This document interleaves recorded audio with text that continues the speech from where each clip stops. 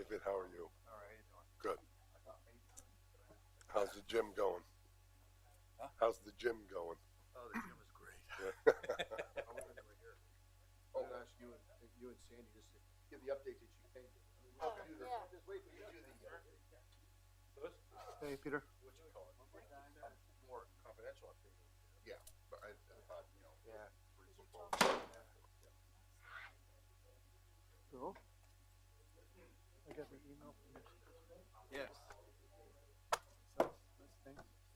I know. You cut her loose before you left. Well, she cut herself loose. Yeah, she knew that. All right, Jimmy, and you? She pushed it back as far as she could to stay in the office. She got an offer a couple 3 weeks ago.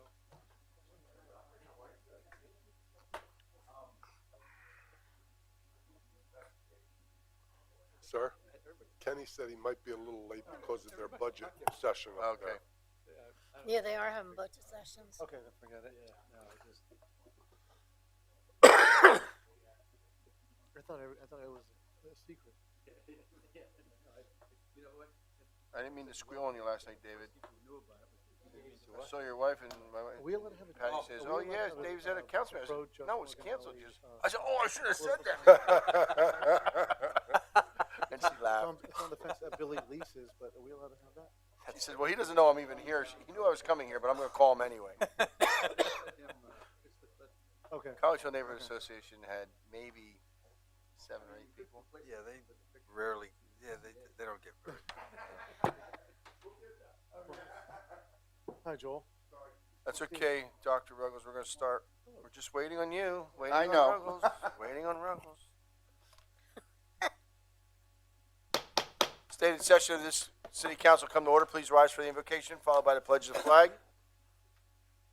Tonight we seek blessings on the task before us. Bless our efforts with clear insight, our deliberations with wisdom, our work with clarity and accuracy, and our decisions with impartiality. Amen. I pledge allegiance to the flag of the United States of America and to the republic for which it stands, one nation, under God, indivisible, with liberty and justice for all.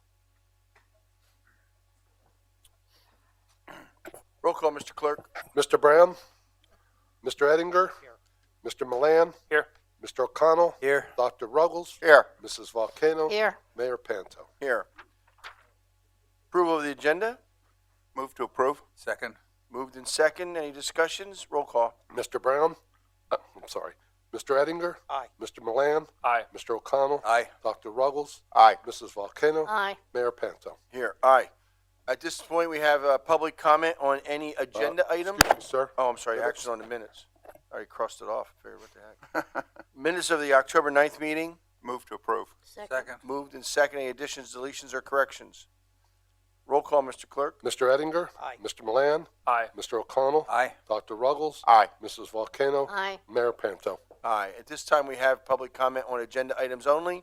There will be a time at the end of the meeting for public comment on any comments or concerns about the city of Easton. Seeing no comments, we'll move right on to the consent agenda, Mr. Clerk. Okay, we have bill number 28, and before I talk about the others, bill number 28 was introduced on September the 25th, 2019.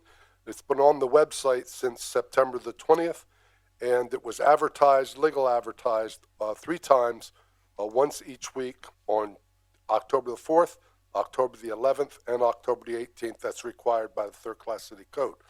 And we also have 7 COAs, certificates of appropriateness, for 61 North 3rd, 65 North 3rd, 132 South 3rd, 101 North 4th, 230 Ferry Street, 1 Lens Court, and 352 Northampton Street. Move the consent agenda. Second. Moved in second. Roll call. Mr. Ettinger? Aye. Mr. Milan? Aye. Mr. O'Connell? Aye. Dr. Ruggles? Aye. Mrs. Volcano? Aye. Mayor Panto? Aye. There's no reports to be received by City Council. We'll move on to reports of the committees. Economic Development Committee, Councilmember Volcano. Thank you, Mayor. The 185 committee met last week. As a whole body, we had several more members attend.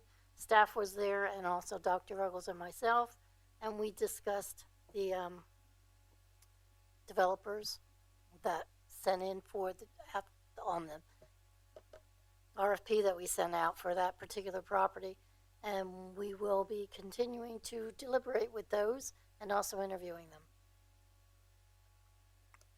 Anything else? Council would like to know any more, just see me. Okay. Thank you. Moving on, thank you. Planning and Codes Committee, Councilmember O'Connell. I have no report, Mayor. Public Safety Committee, Councilman Milan. Nothing, Mayor. Public Works Committee, Councilmember Ruggles. I have no report. Administration Committee, Councilman Eddinger. Yes, thank you, Mr. Mayor. The Administration Committee was supposed to meet last night, but instead it was put off till today. If I'll turn it over to Louis Campos. Thank you, Councilman Eddinger. The purpose of the update tonight is to provide an overview of the system changes that the city needs to make in the garage.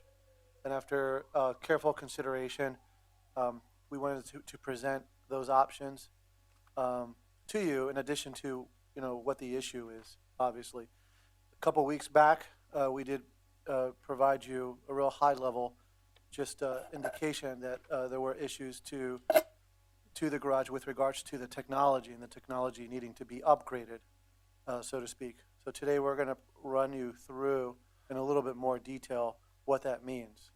We're going to continue this discussion as well, probably into next week, as we talk about enforcement. But tonight is just about technology.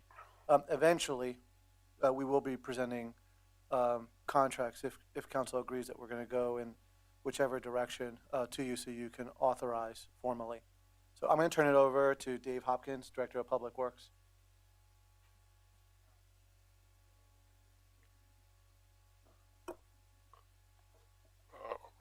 Hold on.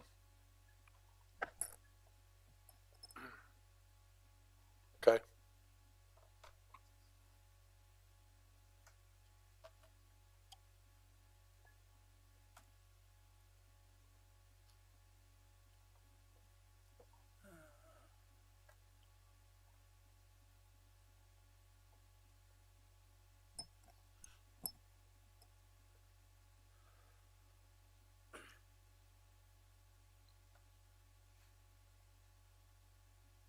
All right, thank you, Mr. Campos. So 5 or 6 weeks ago, the city was put on notice that we needed to upgrade our credit card payment system. It's the payment card industry PCI data security standards that we were not meeting with our existing equipment. So we began to look into replacing that equipment, and the cost was about $60,000 just to get all new readers that were PCI compliant.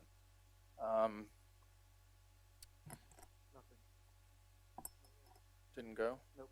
Oh, there we go. So as we got into talking about upgrading the readers, other things came into perspective, such as the fact that we're still using the original parking system technology that the city implemented back in 2006. So it's pretty much obsolete. Reporting is very difficult. There's no integrated AR package. I think Mark could also speak to the fact that the finance department struggles with trying to figure out where finances are in the parking budget and how to pull those numbers out.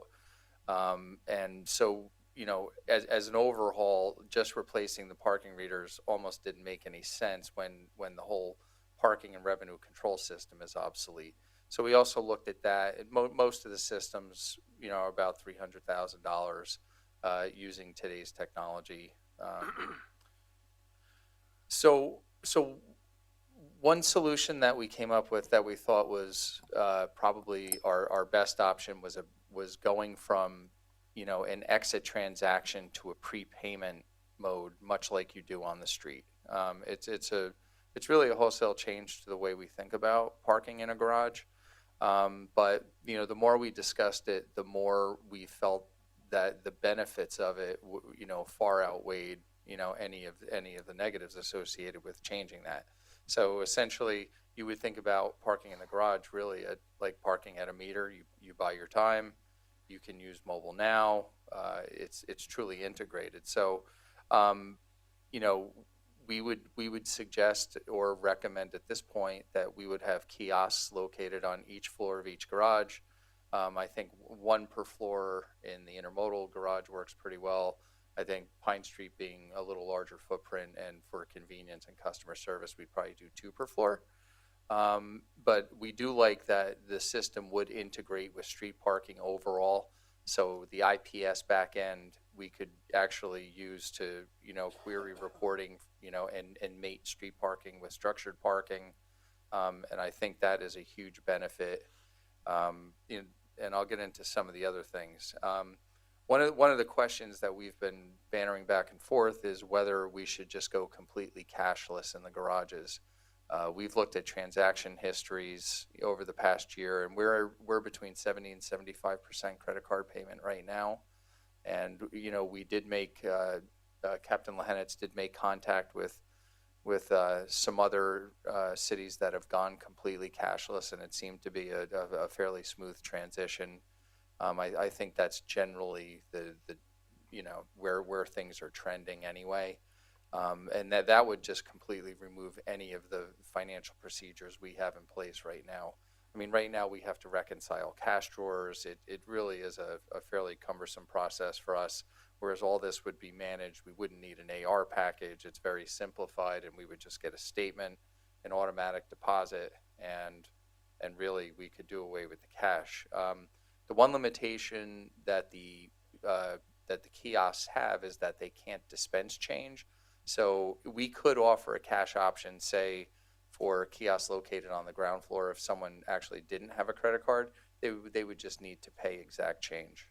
So if they wanted to pay for, say, 3 hours of parking here, they would just put in $6 or whatever, but they would not be able to get change from the machine. They would have a bill note acceptor, not a bill note issuer.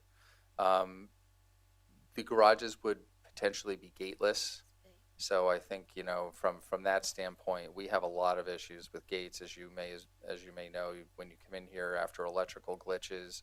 The police in some cases have been called to the garage 10 times in a shift, depending on how the system is functioning. And in this case, simply you would pull in like you'd pull up at a parking meter, go to the kiosk, buy your time, and that would in turn it would be enforced through the LPR system. So we would have a PEO with license plate recognition.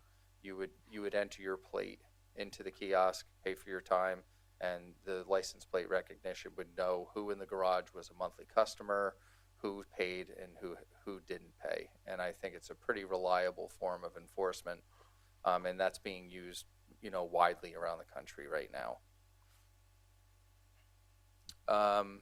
So part of the success of transitioning to a system like this would obviously be a robust education campaign.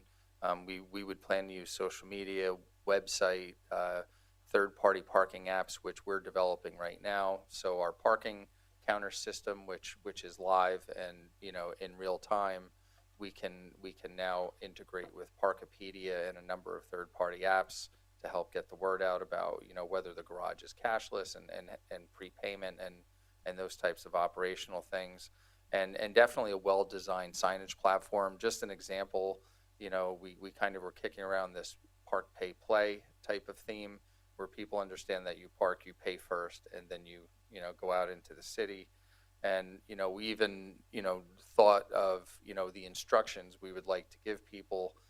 They would have to be concise, and really, let people know what they need to do. Because obviously a license plate would have to be visible, from the drive aisle. We would recommend that people take a photograph of their plate, because it's probably frustrating walking 200 feet to the kiosk, forgetting your plate, walking back to the car.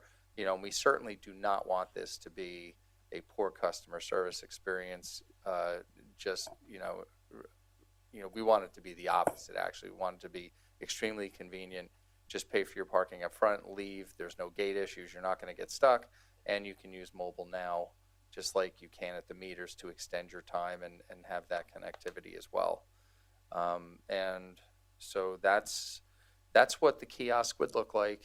From a money standpoint, I think we were looking at a total of 13 machines. There'd be 4 here and 9 over in the Pine Street garage. We felt having an extra one on the floor would be adequate to handle the crowds during the summer. We obviously don't want a queuing issue, and we don't think that's going to be a problem because certain events tend to have people leave at the same time, like a State Theater event. We'd probably have to run those shows similar to the way we do now. But most of the time when people arrive for Crayola and other attractions, they don't arrive all at the same time in droves. So we think the queuing, by having enough kiosks, should be pretty manageable.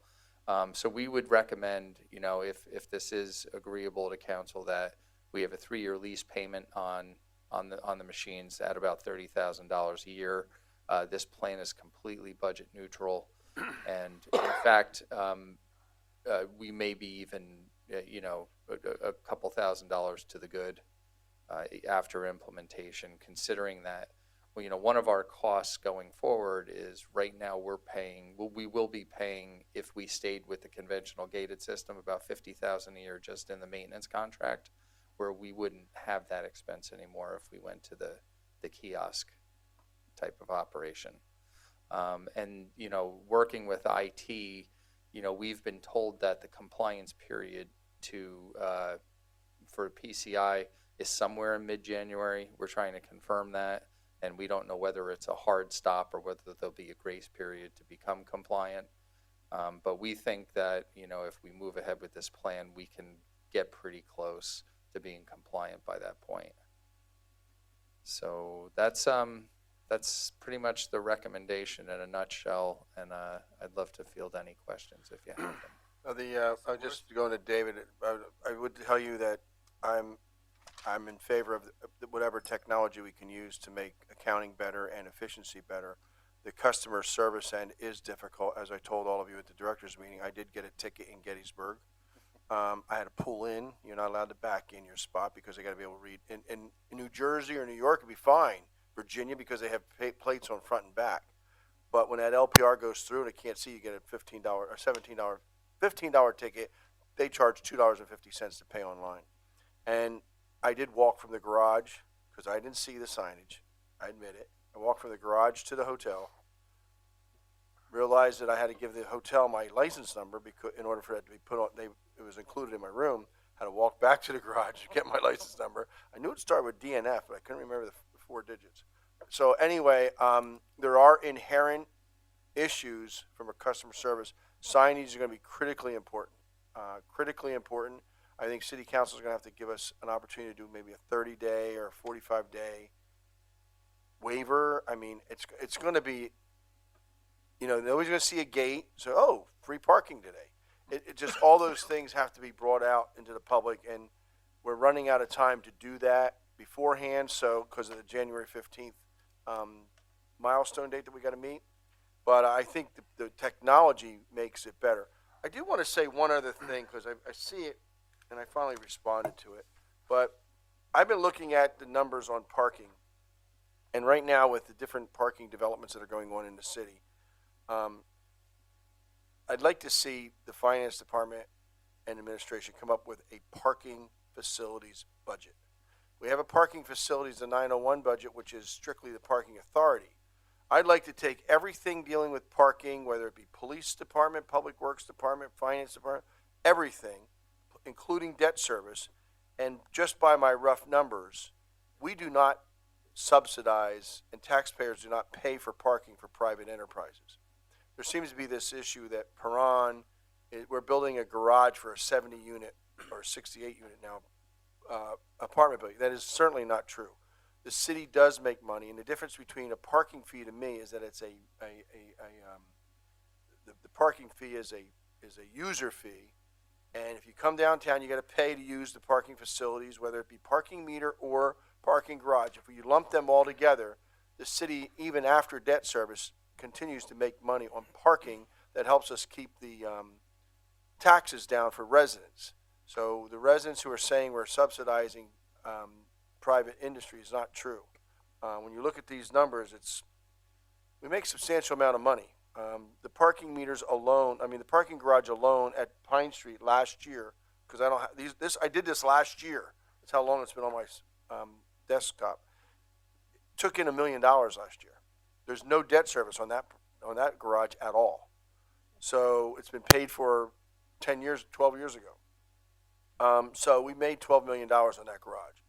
I think that's important to notice when you're going to a system like this, whatever the expense is, it has to come out of a parking facilities budget. Call it a parking systems budget, because that's what it is. If we had a parking authority, they'd have a separate budget. And it's interesting to see that Bethlehem's going through some real turmoil. And ours is pretty much, I think we're pretty well set that our rates are what they're going to be for a while. And when you look at the parking garage debt for the garage that we have behind us, I'll get those numbers and I'll get it to you. But right now, our revenue, the revenue I know is pretty accurate, is about $4.2 million a year in parking revenue. That counts $450,000 in parking fines, because that's all part of parking. If you don't pay your meter, you're going to get a ticket. But right now, parking meters bring in $1.2 million. The parking facilities, all of them together, bring in 1.1. So it's a substantial amount of money. Event parking is $80,000 alone. So I'd like to get these numbers to a point where I can be honest, and not be honest, but be confident in them. Because right now I'm not. I just noticed when one says parking facilities 1.1, and then I list. Oh, that's okay. I listed them all out. So the $1 million over there. But in our parking lots, for example, the Spring Garden lot only brings in $14,000 a year. But the 3rd Street lot over there brings in $45,000 on the daily side. The monthly side only brings in $14,000. So I would like to see that become a budget, and actually have a budget, a 901 budget that's all parking, and get out of the general fund that, both the income and the expenses, to make it definitive. So right now this shows that we make $900,000 a year on parking, and I'm sure we make at least that. So I think, David, you had a question. I was just wondering, will the installation of this new technology in the Pine Street garage actually outlive the garage itself? That's for sure. Yes, but it can be relocated. It can So be. we wouldn't have to repurchase it for would just a new garage. Oh, okay. And it would probably, from a cost avoidance standpoint, I mean, the pay on foot stations are probably 70,000 each. The ones we have now, the gate equipment is fairly expensive, and so is the parking and revenue control system, the back end. Okay. These can be programmed. I mean, it really is like a large parking meter. Someone can purchase their parking in 15-minute increments if they choose. Yep. And the smartest thing, we always try and recommend to people, even if they don't come downtown very often, is to get the Mobile Now app, because it will tell you when you're over. I mean, we're trying to make every effort. People often think that the city wants to ticket people, and no, that's the farthest from the truth. We want to get as much notice out there and make it as simple and easy as possible. And I think there's a lot of merit to having the structured parking and the street parking integrated into one, user experience. It's not different anymore. They're exactly the same controls. They look alike. And, this may even lead, in the future to, do we use this technology in surface parking lots, and so everything is all the same. The police have had very good experience with almost, I don't think you've had any back end issues where, with the current technology, with the parks system that we have, it's really a constant problem. Dr. Ruggles? Just one suggestion, one question. Question first. How would this be implemented for like festivals and things like that, where we have a constant fee for that particular festival for the day or whatever it is? I think from a customer service standpoint, we would probably run them the same way we do now, is just have manually collect the money up front and just let them pull out. Otherwise, it would be You can't key, that was gonna be my question. you could. I'd be worried about queuing on the major days. I think it's better just to stick with the program that we have now. Even for a state theater show, I'm not exactly sure how we would do that or how that would change, because we still have to get people safely out of the Pine Street garage, and with a single lane exiting 300 vehicles all at the same time can be problematic.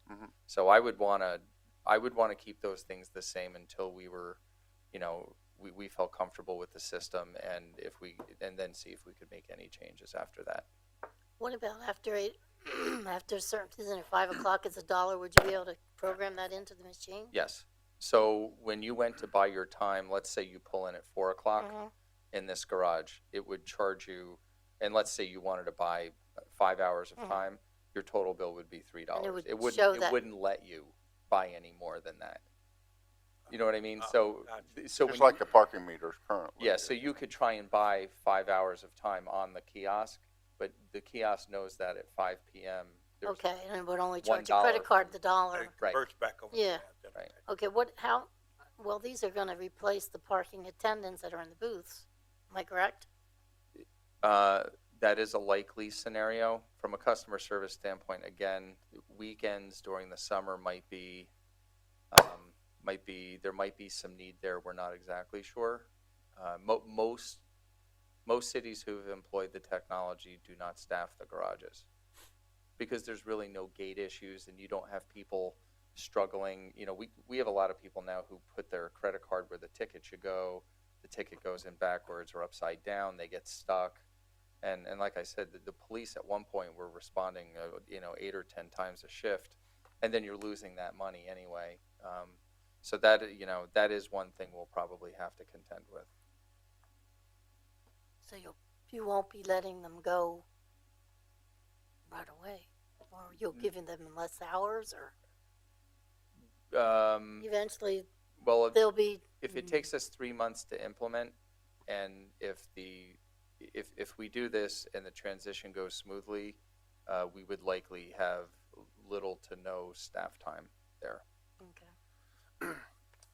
Dr. Ruggles? The suggestion is, I was thinking that this might be a great opportunity to have like a video at the entrances to the garages, and instead of like down in Gettysburg, you had a sign somewhere up on the wall that says front end parking only. Right. But you don't you don't see that very well. I think if we had some type of video there, we could rotate that and provide different messages to people it could essentially be throughout the parking garage. There's probably a number of options. Without a gate and with someone pulling in, I'm not sure how long they would stay to focus, but we could have one of those message boards. We've been trying to think of ways to make sure that people understand and what they should know up front. So, my thinking is, if we go to a cashless operation, which financially is really would be a tight operation, you'd probably want to say, park before you leave the garage. We only accept credit cards. Or you want to get your important message out front, but then I think it needs to be reinforced at the kiosk, in the elevator, where people park. I don't want to litter the garage with signs, but we want to try and keep our messaging concise. And, the last thing we want is unhappy customers. We want this to be a fairly smooth, experience for them. And I think because this is growing in popularity, I think, just like the pay on foot, 10 years ago, it was hard to train people that they had to pay, like you had to take your ticket with you, so you didn't have to walk all the way back to your car, get the ticket, come back to the pay station on the ground. And people eventually got used to that, and I would see a learning curve here too.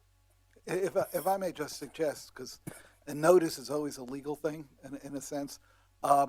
Today, and I'm sure there must be examples of how they would do it, but images, pictures are better than words. So you have somewhere very early on, or as you're coming in, hanging down, a picture of a car front end with a big X, and cash, with an X. Of course, at that point it's too late. But anyway, you really have to look to see what have they come up with in Europe, because I'm sure they have similar things, and they use pictures because of the multiple languages. and we deal with multiple languages here. So just a suggestion when you're going through it. No, and it's a good one. Going back to the sign design and the upgraded wayfinding project that we were doing. One of their top recommendations was to have some kind of welcoming, vibrant, whether it was pictures or painting or whatever the case is around your elevators and entrance, make that first impression on people who are parking in your garages.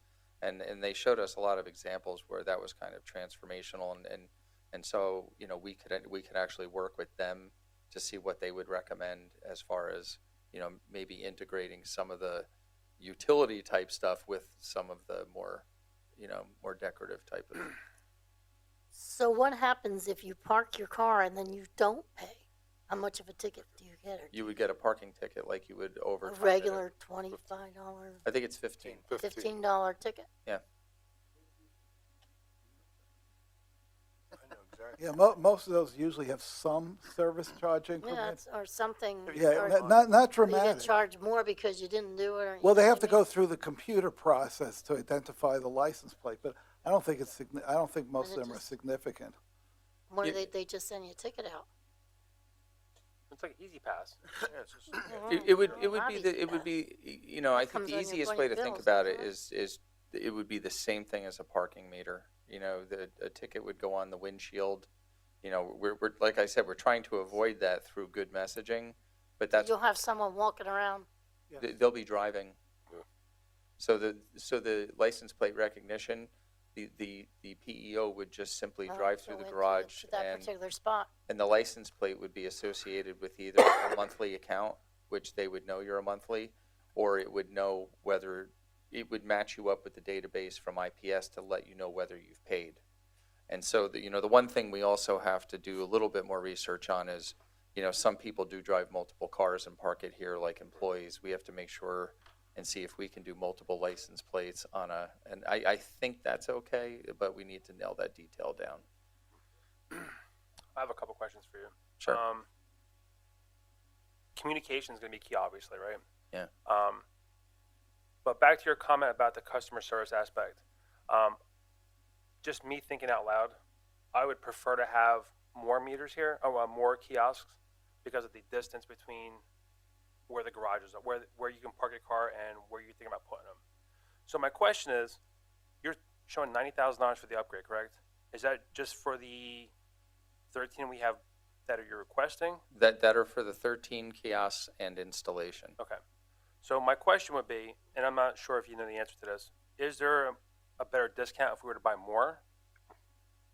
Because I would think if we were to kind of go higher, we can maybe get a better discount, a better rate. Because I don't see 4 being enough for this garage. My personal opinion, obviously. We can always add, that's not a problem. The thinking behind that was, if you look at the behavior of most people that park here, the back stairwell doesn't lead you really anywhere. It takes you down to the exit booths. And so almost 100% of the time people gravitate towards the front stairwell on the elevator. And so if you have the kiosk right next to the elevator, I would hardly ever, except for employees, I don't ever see anyone use that rear stairwell because most people don't want to. Plus, it's, I wouldn't call it dark, but it's kind of desolate back there, and most people don't park there.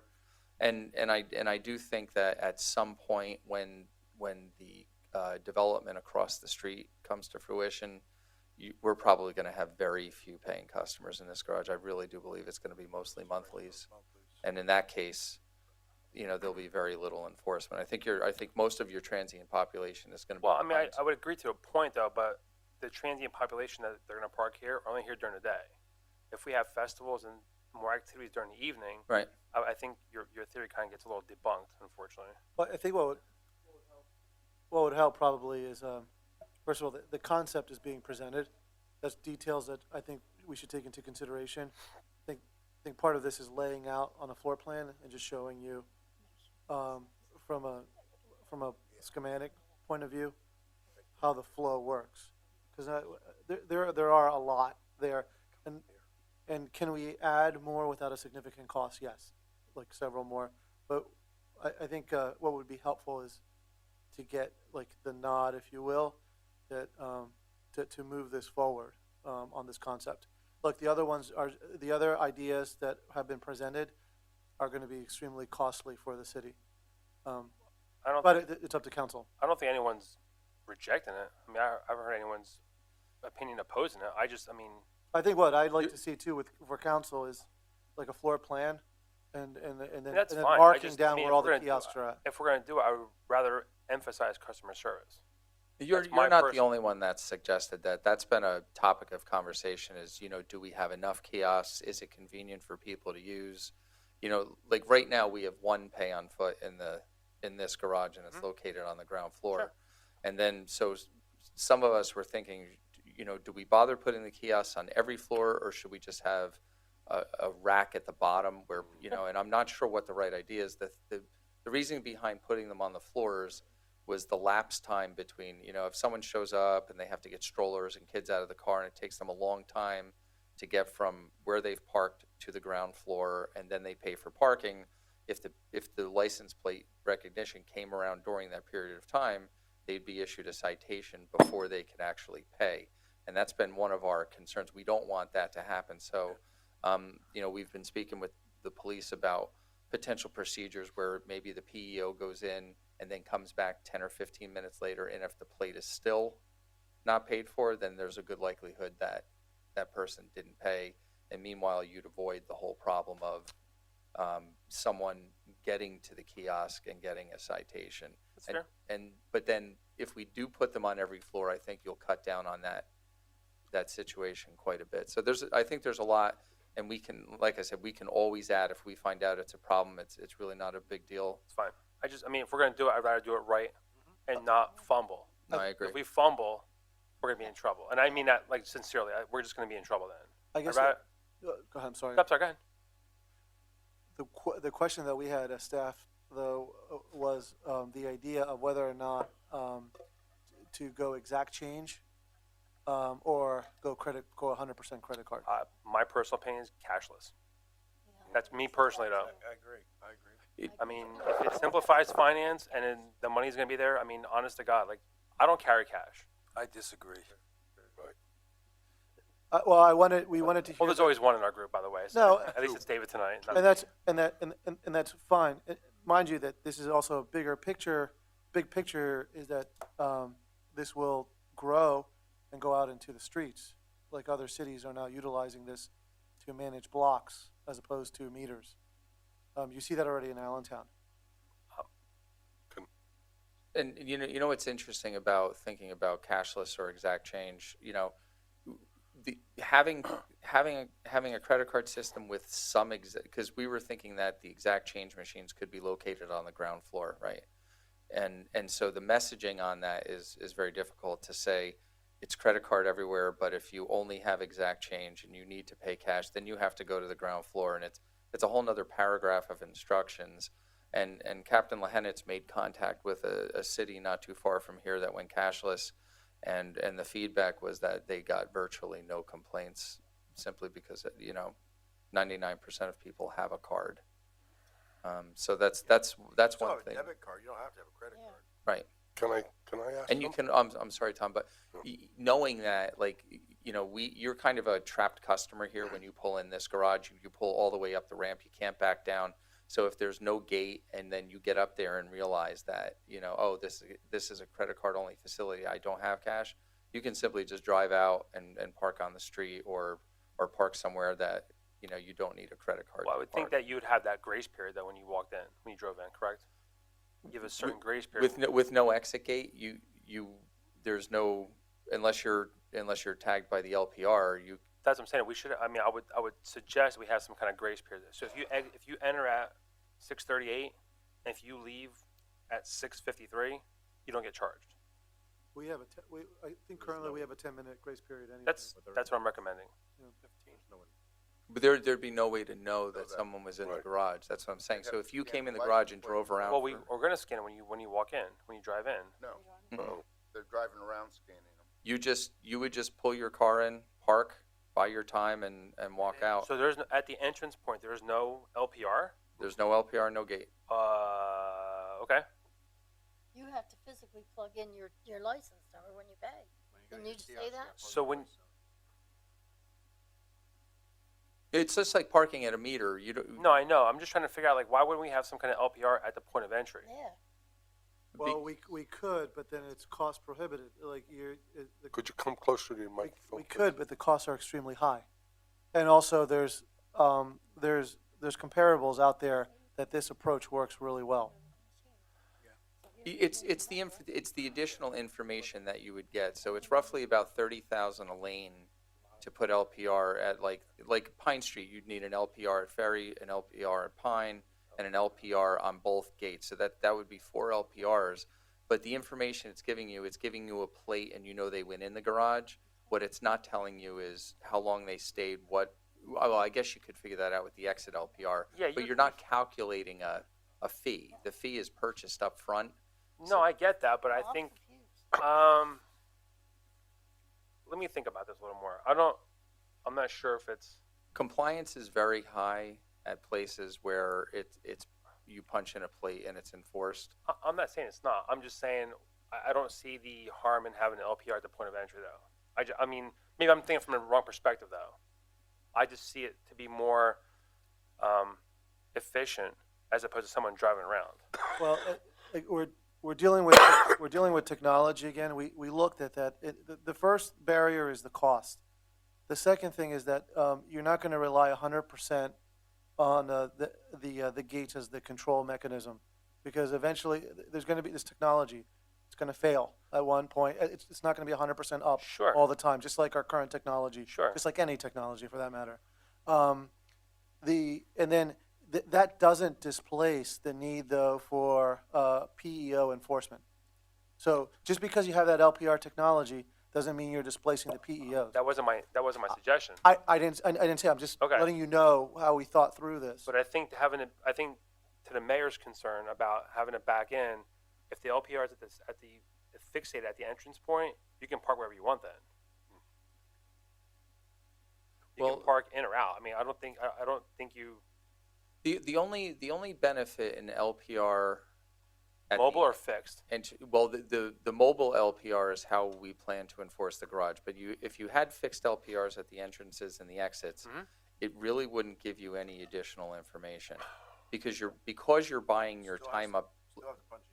Well, let's say you bought your time up front. I buy 4 hours, but I stay 5 and somehow I get away with it and I leave and the LPR knows I left. You wouldn't be able to recover that additional hour simply by knowing that plate left an hour later. I don't think it's for me recovering fees. That's not my point.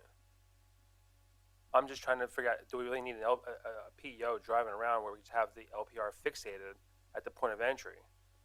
And then you capture it. They still put their information into the plate, into the system. They're still buying their time. Well, we don't know that. You wouldn't know that somebody bought time or not. Like if a plate, even if you had the plate information, if I drive into the garage, I park, I stay here 3 hours, and I leave, unless the LPR picked up that you didn't pay.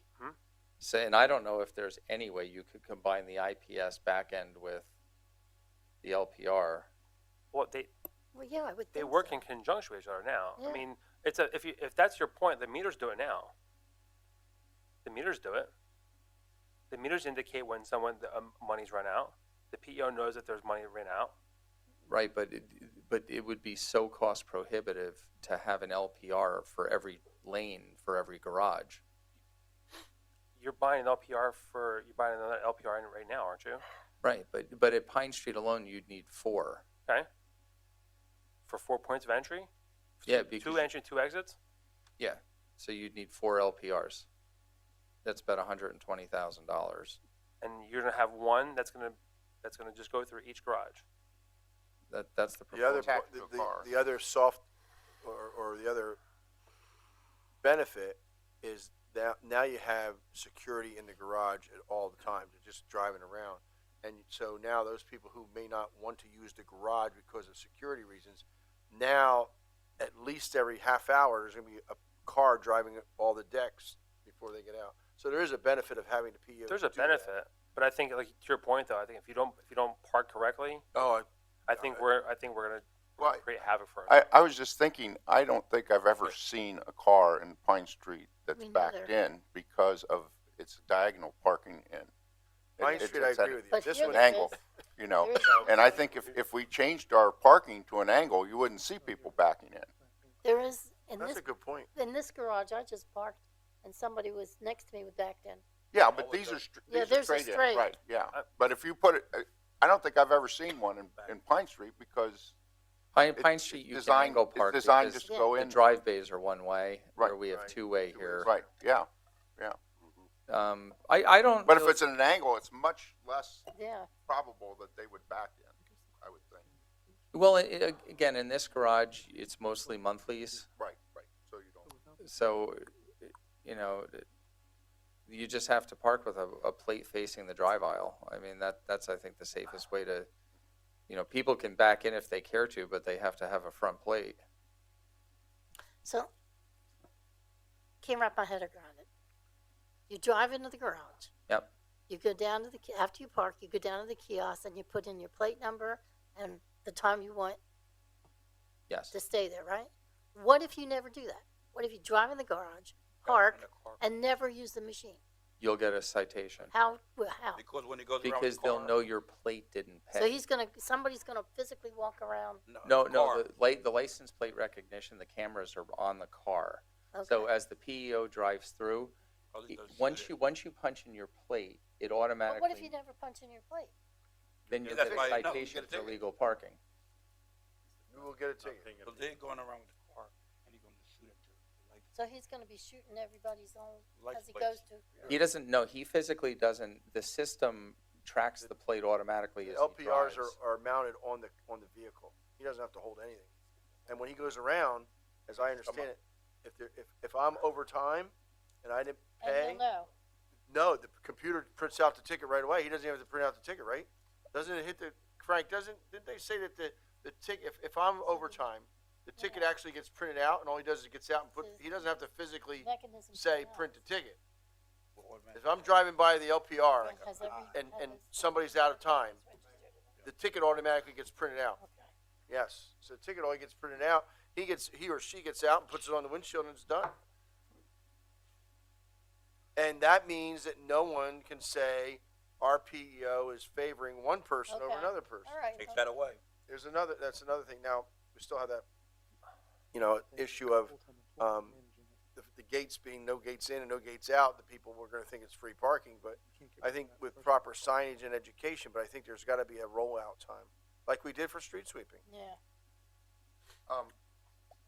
Does this technology also have reporting capabilities so we could look and see where people are coming from? I think, 10% of the people are from New New York Jersey? State and 20% are from hey, New Matt, Jersey. And can the LPR technology, like, as it uploads a plate, could you query it to find out where people are from? Yeah, yes. Their state. well, the state, where the State. plate's The registered. state, we don't Excuse care me, about- sir. Like Pennsylvania, New Matt? Jersey. Excuse me, Matt, you have to go to the microphone, please. Of course, Captain Lohannes, Easton Police Department. So of course it'll be able to register which state it's from. We can drill down further on that with the data that's available through PennDOT and through our partner in Kelly and Ryan, who can capture 50, all 50 states, I believe, as far as like actually getting to your home address. So we can figure out what town. We can really drill down pretty far on it with the captured data. We use the same technology in the police department right now for parking, but also for law enforcement purposes, and the data is just unbelievable. So I just think as far as city marketing is concerned, you could then all of a sudden understand your client base, if you will, as Well, who's that actually too. using Yep. the garage. Data's Yeah. using it. That's pretty easy to query. yeah, we can get all that from reports. We can pull reports out of the back office on whichever piece of technology we're using. Can I just ask a question? I'm familiar with the mobile now, where we go up, there's a number on the meter and I input that. So in this particular case, I would be inputting my license plate in place of that number on the meter. That's correct. Okay. And that's the part where we want to make that as, you know, customer service friendly as possible, which is why we want to remind people if either you memorize or just take a photo of your plate so that you don't have that frustrating experience Going of back. walking back to the car. But mobile now would have to have a different type of screen available because I'm pretty sure it's just numbers that come up as far as when it asks you for your meter number, you only have options of putting in numbers, whereas if you put in a license plate, you got to have alphanumeric. It depends on the device. The picture's gone. The multi-space units through IPS, yeah, the multi-space units have an alphanumeric keyboard. Yeah, but I'm saying if I'm on my phone and I want to put it in, can I Pay by phone? I mean, License my plate. point was if I'm going through mobile now, okay, and I don't go to the can I not go to the kiosk and just through mobile now Correct. input that? You could Right. like now if you pull into a single space and your nose in and you can see the number, you can sit in your car. What and he's go to saying mobile is, what he's saying is this. Yeah. Can't He's plug saying you in can't punch in your license. alphanumeric into the Yeah, app. Put numbers in. All you do is put numbers in. Numeric. Okay. That's being done across the country, so it's not we're not unique into having that as an option. Yeah. It's done in Allentown right now.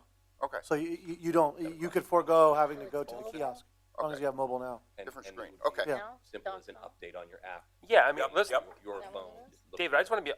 I'm all for this, by the way. I really am. I'm not like opposing this. I just want to know, like, you know, if we're gonna do it, we have to do it correctly, though. I agree. I mean, legit. Like, we can't. I mean, even like I was just thinking out loud as everyone's talking. When you came in, when you drove into the garage, text something, and we'll send you the instructions. We could do something like that. That's. I mean, it could be that simple, and not like 45 text, just like real brief. Right. These are the directions. That way they can have an understanding. I mean, the fixed LPR is not. I'm not married to it. I just think it's, to me, more technologically advanced than having someone just drive around the entire time. If it's cost prohibitive, I mean, Can I just speak to the fixed LPR on the entrance and exit really quickly? So, Into the microphone, please, Captain. I'm sorry. So, Being videoed, I'm sorry. live stream. So the Pine Street we would not need 4. We would need 1 in, 1 out, because when you come in, it doesn't matter which way you come in from. You don't need to put the cameras right at those entrances. You put it into the single lane where they converge. 1 lane, 1 camera. Same thing on the way out. Right now, I believe there's a camera on the I-beam over top facing towards the booths to capture the license plates on their way out in case somebody runs the gates. It would be the same concept, 1 camera capturing both lanes, and those things could read license plates at 120 miles an hour and capture every single one of them by the thousands. They're very, very fast. So it would not be a challenge for them. so But as we discussed, and I'm not against it. That was actually my first line of thought. Just so you, at a full disclosure, we debated this internally, and I thought that was the way to go as well. Because it just, from a user perspective, it just made it a little bit easier all around, I thought. But then when you look into the details about how much staff you would need in order to properly enforce, parking in the garages, so it still will not displace the need for potentially another PEO, certainly potentially a full-time employee, if you really wanted to automate and use those LPRs to enforce the way I think it would happen, meaning that if like an Easy Pass, if you would leave without paying, you would get a notice, a citation in the mail.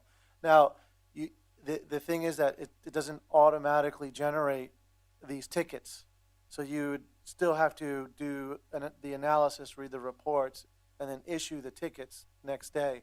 So that in itself could be a process. But that's one side. The other side is that you would still have PEOs then going through through the garages. It doesn't displace the human effort. That's No, the but issue with having mean, the two. All right. We can, I think it's certainly a point worth talking about. I guess the point, whether it's 2 or 4 or whatever, my point was that, when we sat down with IPS and said, hey, where have you done this? Does it work? And what would you recommend here? And we walked both garages with the technician, and he came up with his recommendations. If the fixed LPR could displace having a PEO drive around with an LPR and we didn't have to do that anymore, I would say that is definitely the way to go. Sure. But the fact that we still have to drive around to enforce, kind of makes. Well, if you do the fixed LPRs, you're gonna have to go to the Easy Pass way. They're gonna have to put money on an account, and then when they come in, Well, here, chime in. I don't think get too far down in the weeds. Well, we're already there, so might as well Sorry, just talk yeah, about it. it's all my fault. So the fixed cameras on the way in and on the way out can simply just grab your plate, send a ping to our mobile LPR as the PEO is driving around and say, hey, Pennsylvania ABC 123 just pulled into the garage at 7 p.m. 10-minute grace period or whatever we're talking about doing. 10 minutes later, if that vehicle hasn't left and registered on the exit LPR stationary, it sends another ping and says it hasn't left yet. ABC 123 is still in garage on Pine Street. Go find it. They're in violation. Whatever the message is. But that's what. So you wouldn't be paying by virtue of driving in like an Easy Pass where there's money being drawn from an account. Maybe that technology exists somewhere, but I don't know of it. Matt, let me ask you a question. So back to keep your example going. Mhm. So you got pinged that they entered at 6:55. At 7:10, they didn't pay yet. Does it also tell them if they did pay? It will. it won't call them. It won't call. It won't send you a ping because if they pulled in and paid, Right. everything's the systems are all interconnected, so it'll recognize that ABC 123 has paid. It won't send that ping out to the mobile. It only LPR. pings if somebody's in violation. That's correct. That's correct. And the folks I spoke with in Rapid City, South Dakota, use a method similar to that. No, I'm sorry. That's New Brunswick, New Jersey, that uses a method similar to that. Rapid City, South Dakota uses a system similar to what we're talking about, where with no entrance and exit LPRs, and it works both ways. I tell you what, if it's not too much trouble for my own edification, could you just present another alternative to having 4 LPRs in? 2 sets for each garage? Or one set for each garage? Fixed LPRs. Without PEO enforcement at all. The microphone, He please, just sir. said it, there's PO enforcement. He just said We it. would still need PEO enforcement. You still need that human element. Right, in order to I'm write not it. saying you don't. I'm saying there's It doesn't eliminate a PEO. No, but I'm not what saying it is does. It increases the effectiveness that's of That's my point. of the compliance. and there's other way. I mean, I have other ideas that I think we've kind of beat this up for a while. So we can talk tomorrow if you want. All right, so what I'm getting is that the consensus is that we're going to move forward with in a new direction with new technology that's available. Details to be worked out between now and the city council meeting, the first meeting in November, when we have to start doing the contracts. Well, as soon as we can get a contract, we'll present it to you, and obviously follow up with the request to add 2 LPRs. Can I also suggest that we go to Bedminster and see this plan in action? New Brunswick, rather. I was going that way. I'd like to see it. Maybe a couple council members, whoever wants to go. We Okay. take. It's not. How far is New Brunswick? Like an hour and 20 minutes? Hour and a No, half? 45 minutes. 45 An minutes. hour? Like Yeah.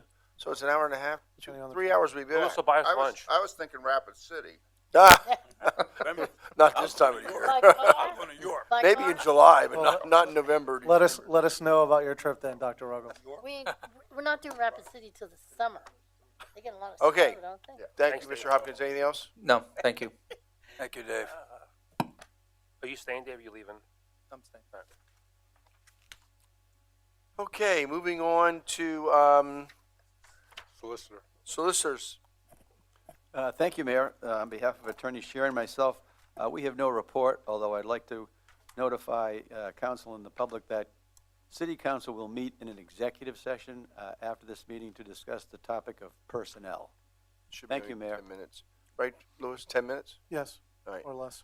Okay, Mayor's report. I just want to recommend a follow-up with Mrs. Volcano said about 185 committee was an excellent meeting. The 19 people who were there were from all walks of life, all neighborhoods. It was a really good discussion. And we'll probably be meeting again in mid-November for starting the interview process. Also want to just press that is here. Thank you, WFMZ.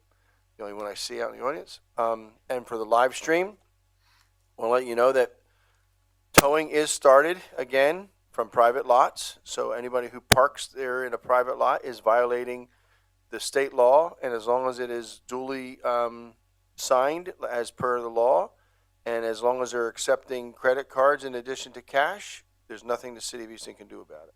So I have received complaints from a young man who lives in Palmer Township who came to dinner, said he'll never come to dinner again downtown. I hope he does, but I hope he just parks in one of our facilities. But if you park in private property that's duly marked, you will get towed. This weekend is a very big weekend in city, starting Friday, Saturday, and Sunday.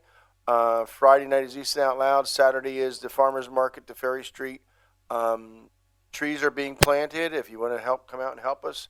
Rob Christopher has students from the college, and who else, Dave? Volunteers. There's Leap. Okay, so we're looking forward to that. There's also the Cheston Bike Rodeo and Bike Inspections over at Cheston in the morning from 10 to 12. And the Westward Halloween Party is that afternoon. And then Sunday, of course, is Nurture Nature has a really good speaker in to talk about weather changes. That is also, I think he's from NOAA. And then that afternoon at 3 o'clock is the parade.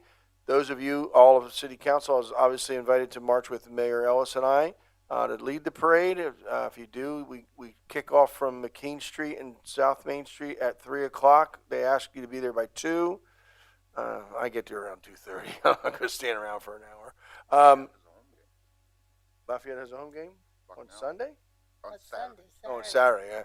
And then just to follow up, Dr. Ruggles and I was at the Gettysburg conference for Pennsylvania Municipal League. He gave out the Easton Voting Award for me because I had to come back to city by Saturday. And the city of Lower Borough won again with 66%. 66% voter turnout. Good Lord. 66%. Lord. That's at least twice us. They got 5 people in that town. And I think 3,800, or 8,000. 8,000. So, that being done, we'll move on with the agenda to no unfinished business, no correspondence. We'll move right into new business, Mr. Clerk. Okay, we have bill number 32 being introduced by Roger Ruggles, amending section 515-16, refilling excavations of chapter 515, streets and sidewalks of the code of the city of Easton, Pennsylvania. So introduced. We have a resolution being introduced by Roger Ruggles. Resolved that the council of the city of Easton, Pennsylvania has reviewed and approves a stormwater runoff control facilities operation and maintenance agreement, copy attached here too, between the city of Easton and the county of Northampton. Be it further resolved that council authorizes the mayor and city controller to sign said agreement on behalf of the city and the city clerk to attest the same. So move. Second. Moved in second. Any discussion? Roll call. Mr. Milan? Aye. Mr. O'Connell? Aye. Dr. Ruggles? Aye. Mrs. Volcano? Aye. Mayor Panto? Aye. Mr. Brown? Aye. Mr. Ettinger? Aye. We have a resolution being introduced by Roger Ruggles. Resolved that the council of the city of Easton, Pennsylvania has reviewed and approves a professional services agreement, copy attached here too, between the city of Easton, Pennsylvania and Traffic Planning and Design Incorporated for the Wood Avenue Concrete Rehabilitation Project. Be it further resolved that council authorizes the mayor and city controller to sign said contract on behalf of the city and the city clerk to attest the same. So move. Second. Moved in second. Discussion. Roll call. Mr. O'Connell? Aye. Dr. Ruggles? Aye. Mrs. Volcano? Aye. Mayor Panto? Aye. Mr. Brown? Aye. Mr. Ettinger? Aye. Mr. Milan? Aye. At this time, is anything else before any council members? Hearing none, anybody in the audience would like to address city council, any comment, concern, or question about the city of Easton, it is your right to do so now. Come on up and give us your name and address, please. Hello, I'm Ruben Schaefer. I live on Hold on.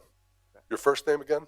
Ruben, Ruben, R-E-U-B, Rueben, yes. and your last name? Schaefer, Schaffer, S-C-H-A-F-F-E-R.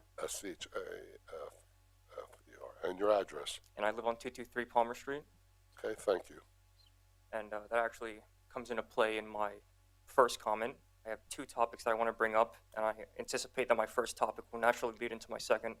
My first one being a while ago, the alleyway behind my house on Palmer Street underwent a transformation in that there are now columns of parking spaces,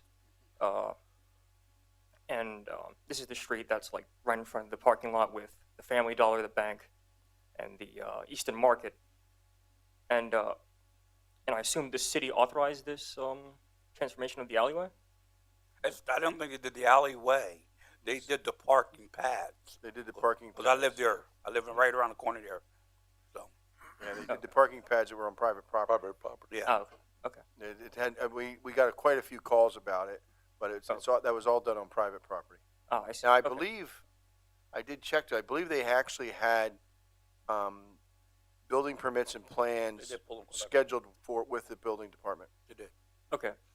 Now my second topic is I have a concern regarding the cleanliness of this city. I feel like it would do no harm to allocate some money for the cleanliness, like I said, and structural integrity of this city, because. Excuse me for a second. Because the code of the city of Easton, chapter 307, section 4, like graffiti shall be removed or completely covered in a manner that renders it inconspicuous. As I took my stroll down here from Southside, one stroll, it is evident that that rule is not being fulfilled because there's graffiti in all sorts of places, like the back of signage, like the boxes that hold like the street lights, all sorts of places. And when I was coming down here, like I saw a bus sign that was tipped over, like completely tipped over. So I feel like the city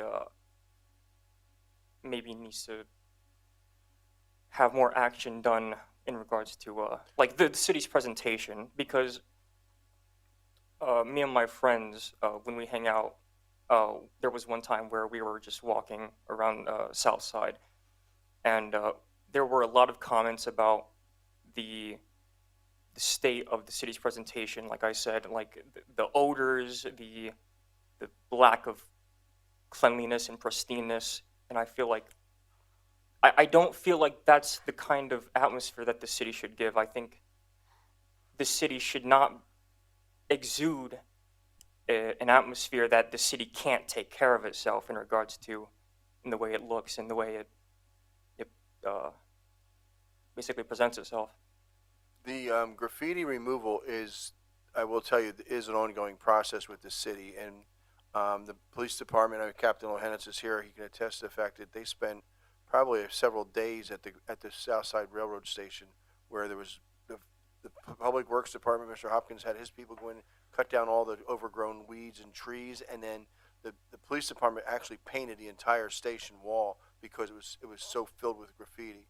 And we do go out. I mean, there was graffiti over by my house. I live not far from you on Charles, and they stopped at my house to let me know that they were down the street on one of those green electric boxes. They actually went out and matched the green paint to paint it out. So I know they're doing it. Are they going to catch everything? No. Especially when it's on the back of a stop sign or something like that. It's not seen as easily from a vehicle rather than you are walking, so you're going to see a lot more. But we'll certainly take that into consideration, and I would suggest that anything you have, just call my office and let me know where it is, and we'll put it on the list. Okay. Definitely put it on the list. Thank you for that. Thank you Thank very you, much. Ruben. Thank you very much. Anyone else like to address City Council? Okay. I'll entertain a motion to adjourn. Oh, I guess we can adjourn, right? Yeah. And then go into person. Yeah. Move to adjourn. Second? Moving second, roll call. Mr. Milan? Aye. Mr. O'Connell? Aye. Dr. Ruggles? Aye. Mrs. Volcano? Aye. Mayor Panto? Aye. Mr. Brown? Aye. Mr. Ettinger? Aye.